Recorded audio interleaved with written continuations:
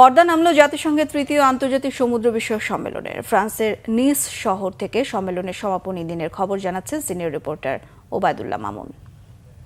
সমুদ্র চুক্তি, গভীর সমুদ্রের খনন বন্ধ এবং নতুন প্লাস্টিক চুক্তি সহ এই বেশ কয়েকটি চুক্তির মধ্য দিয়ে শেষ হলো তৃতীয় আন্তর্জাতিক সমুদ্র কনফারেন্স, যেটি ফ্রান্সের নিস শহরে অনুষ্ঠিত হলে 5 দিন ব্যাপী কনফারেন্সটি আজকে পর্দা নামতে যাচ্ছে কিছুক্ষণের মধ্যেই। বেশ কয়েকটি সমুদ্রের সম্পদ আহরণ এবং জলবায়ু পরিবর্তনের কারণে যে সমুদ্রের পরিবেশ নষ্ট হচ্ছে, সমুদ্রের সম্পদ নষ্ট হচ্ছে, সেগুলি যেন না হয় সে বিষয়ে বিশ্ব নেতারা মোটামুটি একত্রিত হয়েছেন।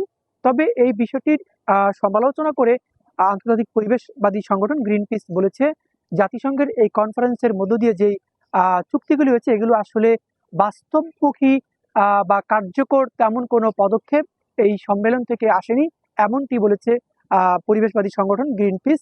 এবং এই সম্মেলনে কিন্তু বাংলাদেশও অংশ নিয়েছে এবং বাংলাদেশের পক্ষ থেকে যে বিষয়টি বলা হয়েছে যে এই সম্মেলনের যে মূল যে 3টি বিষয়, যে গভীর সমুদ্রে সম্পদ, গভীর সমুদ্রে খনন বন্ধ, উচ্চ সমুদ্র চুক্তি, এগুলো বাংলাদেশে তারা চুক্তি সই করেছে, একমত পোষণ করেছে, অনুমোদন দিয়েছে এই বিষয়গুলি। এবং এখান থেকে এই সম্মেলন থেকে যেই জ্ঞানগুলি অর্জন করবে এগুলো বাংলাদেশে যেন কাজে লাগাতে পারে সে লক্ষ্যেই তারা এখানে এসেছেন এবং এদিকে তারা কাজে লাগানোর পরিকল্পনা করেছেন এই সম্মেলন থেকে।